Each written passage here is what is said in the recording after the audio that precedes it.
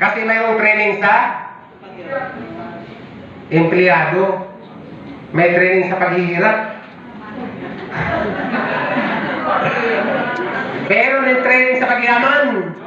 Tama ba? Ngayon, kung gusto nyo naman dito sa DXN, attend all trainings. Wala lang iba, mga shortcut. Atin na mo lahat yun. Huwag kang acne. Alam ko na yan. Di mo pa alam yan. Tama ba? Kasi kung alam nyo na, dapat kasama ka namin sa Japan last month. Tama? Iba ko na kayo doon. So training para magkaroon ka ng maraming kaalaman para madidevelop kayo, para matuto at masanay kayo. Tama ba? Yes! Hindi biro yung kayo sa gitna dito. And dami-dami nyo. Ikaw na ako training, kaya. Tama ba? Yes. Baka naligo na ako sa pawis.